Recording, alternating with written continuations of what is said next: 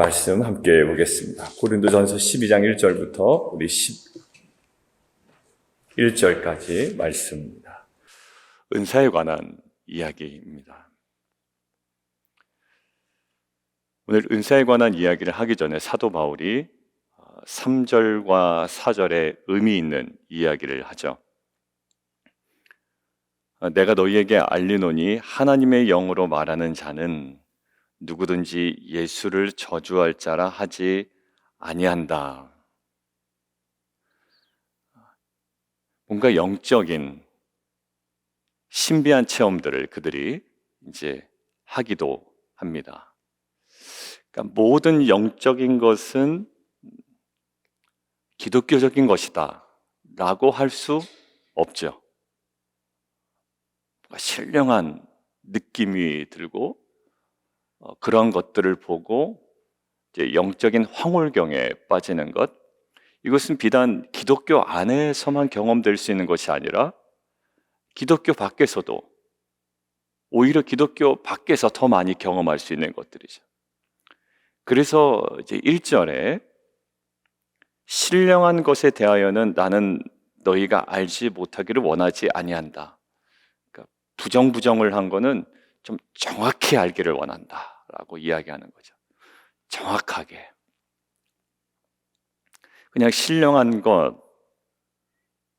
그래서 3절에 이어져 하나님의 영으로 말하는 자는 누구든지 예수를 저주할 자라 하지 않는다, 못한다, 그렇게. 그러니까 만약 저 사람 입에서, 왜냐하면 예수님께서 십자가라는 저주스러운 죽음을 당하셨단 말이에요. 그러니까 그 십자가라는 그 현상을 보고 그 예수는 저주스러운 죽음을 죽었어 라고 한다면 하나님의 영으로 말하는 자라 할 수 없다라는 거죠. 이것은 뭔가 대단히 신령한 것을 경험해서가 아니라 황홀경에 빠져서 하는, 그냥 무아지경에서 하는 이야기가 아닙니다. 자기는 이야기하고 싶지 않은데 내 입에서 막 튀어나오는 그런 얘기가 아니에요. 이것은 철저히 지정의가 성령을 통해 다스림을 받는 거죠. 나는 예수님 믿기 싫은데 막 성령이 나를 믿게 하시던가요? 그렇지 않아요. 내 마음을 움직이시고 내 지성을 깨우시고 그것에 내가 동의하게 하시고 어느덧 그것이 나에게 감사가 되게 합니다. 무엇이? 그 십자가의 죽음이.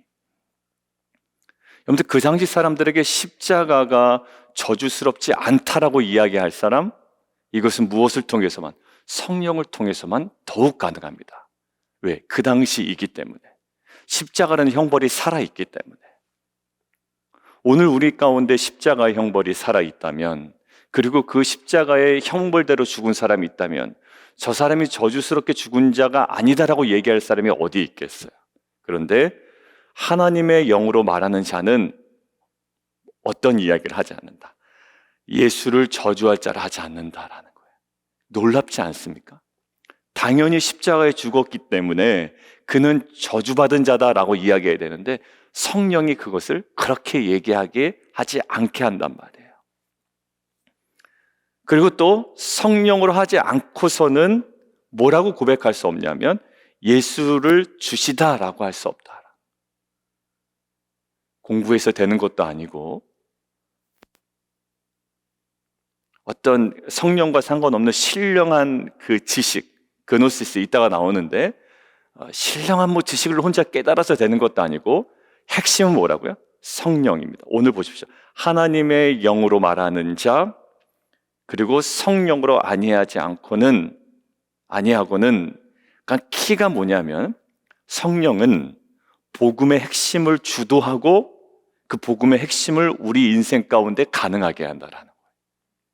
아무리 막 설명을 해봤자 결국 이것들을 풀어내시고 이것들을 핵심을 주도하고 계시고 그 인생 가운데 가능하게 하시는 분은 누구다? 성령 하나님이에요. 그래서 여러분들 가만히 하심탐사할 때 생각해 보십시오. 너희가 아버지께서 약속하신 그것이 임할 때까지 어디? 예루살렘을 떠나지 말아라 라고 이야기하죠. 왜냐하면 그게 핵심이고 그게 키였기 때문에 그래요. 자꾸 그때가 생각이 납니다. 송구영신 예배. 힘으로 되지 아니하고 능으로 되지 아니한다. 막 하려다가 지쳐요. 힘쓰다 지치고 능으로 하려다 지칩니다. 그런데 불현듯 고린도전서 초반부에도 성령에 관한 이야기가 좀 있었고, 그때마다 저희에게 송구영신 때 주셨던 그 말씀, 힘으로 되는 것도 아니고 능으로 되는 것도 아니야. 스가랴 말씀을 통해서, 4장 말씀을 통해서 오직 나의 영으로, 성령으로, 하나님의 영으로 가능하다라는 거. 그 신약시대 때 사도행전 동일했습니다. 성령이 임할 때까지 예루살렘 절대로 떠나지 말아라. 여러분들, 그런데 사도행전 2장에 정말 약속하신 성령이 임합니다. 근데 하심탐사할 때, 제가 최근에 하심탐사할 때 그 두 가지 장면을 딱 대비시켰죠. 사도행전 2장과 사도행전 몇 장? 사도행전 10장.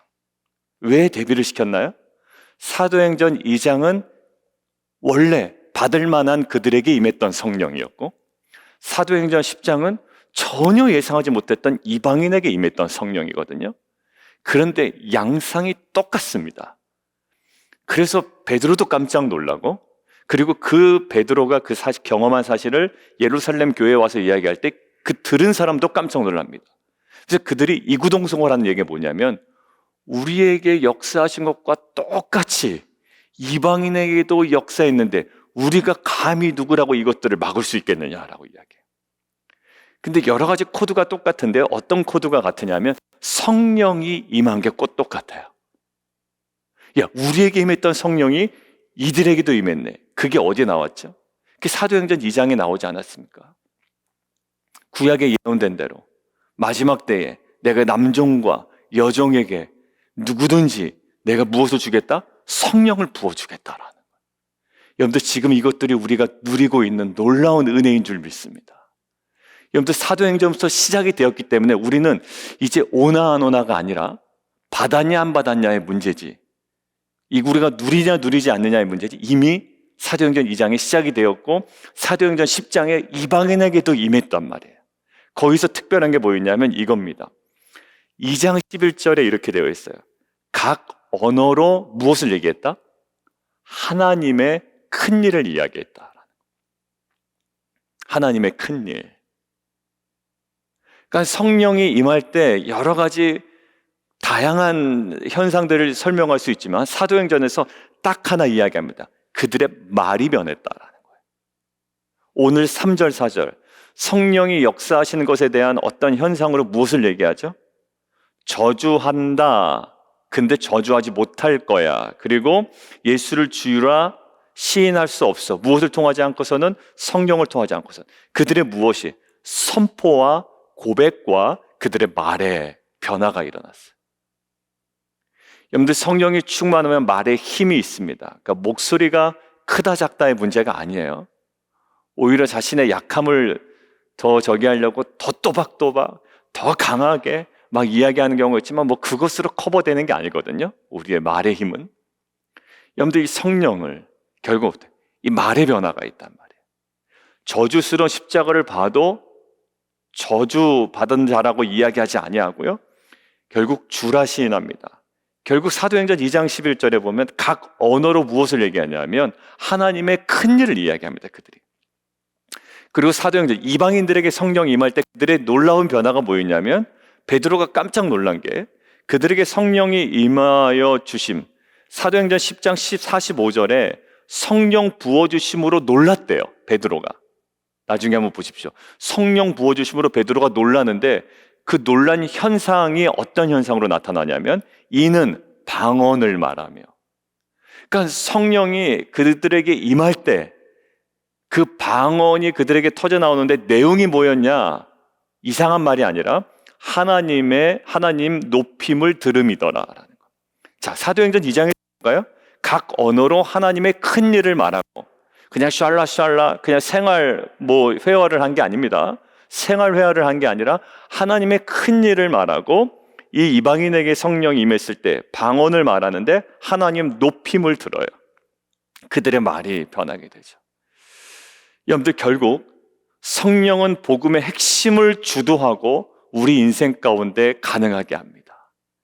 여러분들 이러한 그 성령의 놀라운 역사하심이, 이것은 사도행전 2장과 사도행전 10장은 이제 새로운 시대가 열렸음을 우리 가운데 아주 확실하게 보여주는 은혜의 장면이에요. 이제 우리에게 이 모든 것들이 무엇으로 가능하게 된다? 그때 임한 성령으로 말미암아, 그리고 사도행전 10장의 이방인에게 임한 성령으로 말미암아, 이제 우리에게 역사하는 성령으로 말미암아 이것은 실제가 됩니다. 그래서 성령을 통하지 않고서는 예수를 주라 시인할 수 없느니라. 이미 우리가 예수를 주인으로 시인했다는 것은 우리 안에 그 성령이 임했고, 우리 안에 이 성령은 복음의 핵심을 주도하고 우리 안에 모든 것들을 가능하게 합니다. 저는 이것들을 품고 무엇을 묵상했냐면, 이제 여름 사역이 진행이 됩니다. 우리가 제일 걱정이 뭘까요? 준비한 이 콘텐츠가, 복음의 콘텐츠가 우리 아이들에게 어떻게 하면 잘 들어갈까? 어떻게 하면 이들의 삶을 움직일까? 그 복음이 이것이 어떻게 강하게 역사할까? 라고 하잖아요. 근데 오늘 이것을 깊이 묵상하는 가운데 이 여름 사역의 핵심, 힘으로 되지 아니하고 능으로 되지 아니하고 오직 주의 영으로 가능하다. 물론 그 안에 강하게 그것들을 느끼고 경험한 아이들이 있겠고 그렇지 못한 아이들이 있겠죠. 우리는 그렇지 못한 아이들이 없도록 기도로 먼저 준비하고, 우리가 생각하는 범주를 뛰어넘어 가장 명확하고 구체적으로 확실하게 이것들을 주도해 가시고 역사하실 그 성령 하나님을 의지하고 우리 공동체가 믿음으로 나아가는 귀한 시간 되기를 원합니다. 확신하고 또 소망하는 것은 이번 여름 사역 13일부터죠. 칠드런이 13일부터 시작되고 유스그룹은 6월 20일부터 시작이 되는데, 이번 모든 행사를 통해서 그 다음 주건요, 바로 우리 아이들에게 이 복음의 정말 그 핵심이, 정말 파운데이션이, 그 골자가, 그 기둥이, 그 근간이 온전히 선포되어지고 이전과 다른 인생으로 새롭게 빚어지고 세워지는 그런 은혜가 있기를 원합니다. 자, 두 번째는요, 오늘 4절, 5절, 6절은 딱 줄치기 좋은 구조로 되어 있습니다. 은사는 같으나 성령은 같고, 은사는 여러 가지나 성령은 같고, 직분은 여러 가지나 주는 같으며, 성령은 같대요. 그리고 주는 같고, 사역은 여러 가지나 하나님은 같다.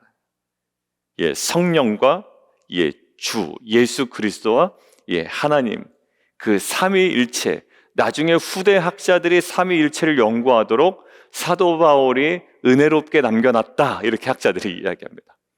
그러니까 이 본문에서 막 그 삼위일체를 막 우리가 묵상하는 것도 물론 가능하겠지요. 그러나 이것들은 후대 학자들이 삼위일체를 연구하는데 중요한 자료를 남겨놨다라는, 우리가 은사 얘기할 때 결국 성령과 주와 하나님, 이 공통된 사역을 어긋나지가 않아요. 그분의 관계 속에서도 어긋나지 않습니다. 통합적으로 이루어지는 거예요. 은사는 굉장히 여러 가지죠. 그리고 직분도 여러 가지입니다. 디아코니아니, 직분이 여러 가지예요. 근데 또 사역도 여러 가지죠. 에네르게나타, 아까 은사는 카리스마타라는 거예요. 은사라고 할 때 정말 그 은혜입니다. 은혜, 선물, 은혜. 베드로 디모데전서에서 디모데에게 사도 바울이 뭐라고 그러죠? 너의 은사가 다시 부릴 듯하게 일어나기 위하여 할 때 그 은사가 이 카리스마타, 은사, 그다음에 직분, 사역, 다 다양하지만 성령은 같고 주는 같으며 하나님은 같다.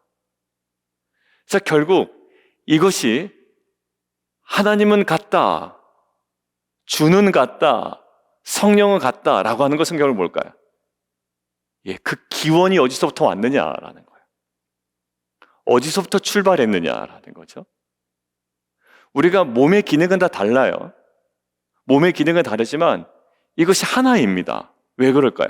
한 몸에 연결되어 있고 한 머리에 연결되어 있기 때문이에요. 여러분들 나의 은사가 뭘까라고 은사 체크를 하고 막 하시죠. 도움이 될 겁니다. 그런데 그보다 더 중요한 건 뭘까요? 오늘 이것들을 묵상하는데 이것보다 더 중요한 건 7절 각 사람에게 성령을 나타내셨다라는 거잖아요. 우리가 막 힘으로 된 게 아니라 각 사람에게 성령을 나타내셨다란 말이야. 누가? 성령과 주와 하나님께서 나타내셨어요. 그리고 11절에 뭐라고 되어 있냐면 나누어 주셨다라고 되어 있죠. 여러분들 이것이 주체와 기원이 어딥니까? 우리 자신이 아니라 내가 좀 이런 것이 있는 것 같아 라고 묵상하는 것도 참 좋은데요. 저는 이 성령과 주와 이 하나님을 강조하고 기원을 강조하고 출발점을 이야기하는 것, 그분들이 우리의 인생, 그분들 하니까 좀 표현이 이상하죠. 삼위일체. 하나님께서 우리 안에 나타내시는 거죠. 그리고 나눠주시는 거예요. 이것들을 묵상하고 있는데 우리는 그동안에 은사하면 내가 은사가 뭐가 있을까라고 하고 은사 체크하고 그냥 내가 갖고 있는 그냥 어떤 재능 정도로 생각한단 말이에요. 근데 이것은 재능과는 조금 다를 수가 있어요. 왜? 이것이 무엇을? 유익하게 함이라 무엇을? 교회 공동체를 유익하게 한다라는 거거든요. 여러분들 이 지식의 말씀, 지혜의 말씀 이것들이 세상에서 쓰이지 말란 법은 없지만 이 공동체를 세워나가는데 매우 유익이 있는데 결국 이것도 누가 주신다? 하나님께서 주신다. 근데 결국 그러면 우리가 포인트를 어디에 둬야 될까? 아직까지도 은사에 대해서 물어보면 확신하지 못하신 분들이 있습니다. 내가 가르치는 은사가 있나? 뭐가 있나? 그냥 어떤 그 기능적으로만 자꾸 생각을 하는 거죠. 뭘 잘하지?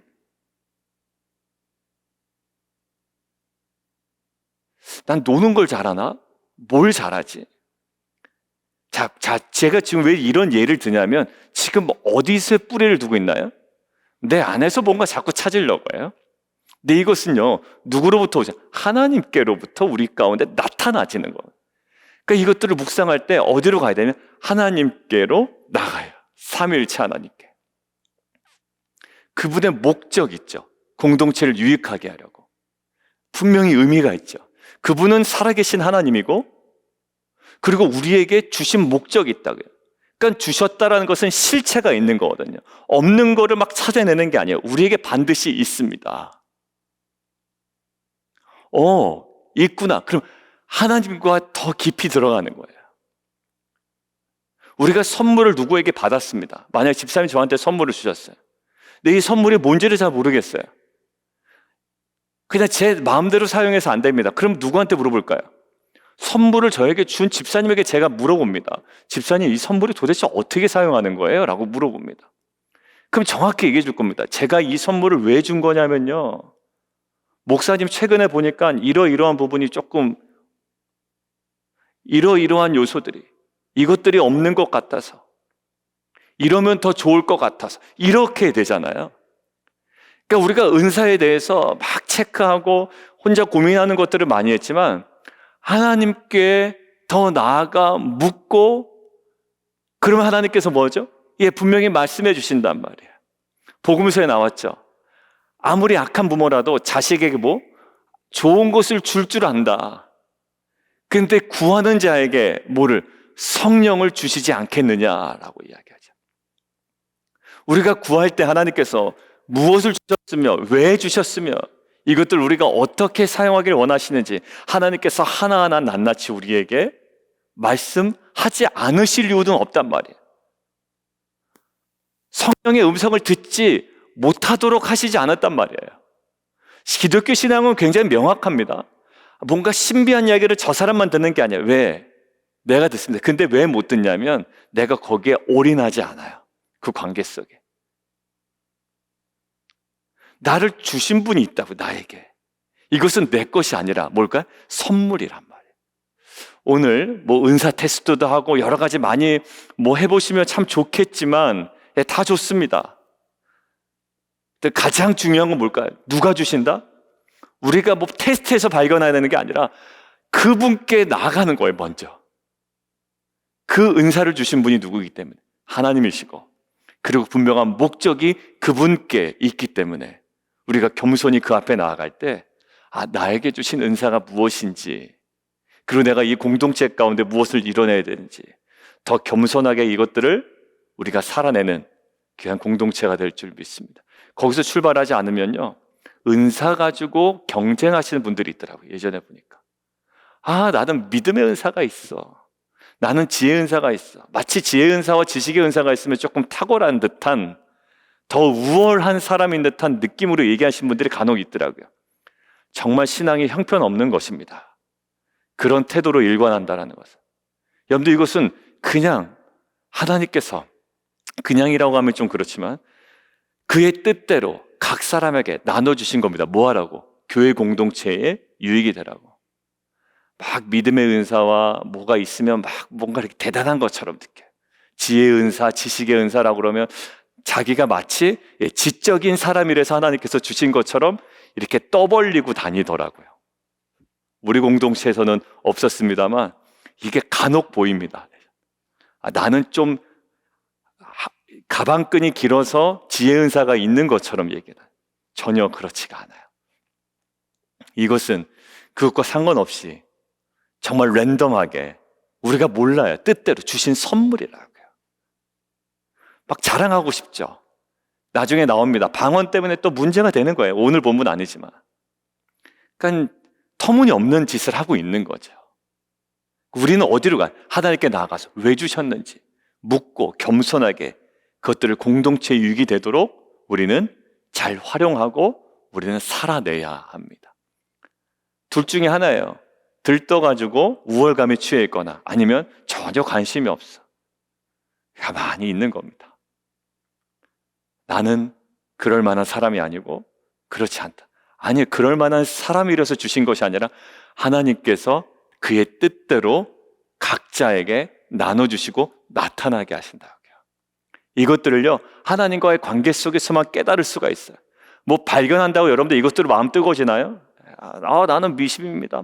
나는 막 이겁니다. 라고 하지만 사실 그것이 아무런 유익이 없는 것 같아요. 그 모든 그 과정 속에서는. 그런데 하나님과의 관계 속에서는 우리로 하여금 유익하게 하고 그 방향으로 나아가게 하고 섬기게 합니다. 그 은혜가 저와 여러분에게 있기를 원합니다. 자, 결국 어떻게 할까요? 이 은사, 이 지식의 말씀, 결국 이 지식, 예수님의 그 전반적인 가르치심 속에 예수님의 어떤 그 주권이 인정되는 사역을 가능하게 했던 거예요. 예수님의 그 선포되는 그 말씀 속에 사마리아 여인에게 자신의 신원과 자신이 주시는 구원을 확증하실 때 어떻게 할까요? 하나만 찾아보고 마치겠습니다. 요한복음 4장 18절입니다. 요한복음 4장 18절. 요한복음 4장 18절. 여자가 대답하여 이르되 17절 나는 남편이 없나이다. 예수께서 이르시되 내가 남편이 없다는 말이 옳도다. 너에게 남편 5이 있었고 지금 있는 자도 내 남편이 아니니 내 말이 참되도다. 아주 확 드러내시죠. 드러내십니다. 결국 이것을 통해서 무엇을 드러내시냐면 예수가 주님이심을. 자, 25절. 여자가 이르되 메시아 곧 그리스도라 하는 이가 오실 줄을 내가 아노니 그가 오시면 모든 것을 우리에게 알려주시리이다. 예수께서 이르시되 내가 말하는 내가 그다. 그래서 이 여자가 어떻게 됩니까? 이 여자가 결국 동네로 돌아가 이야기를 하죠.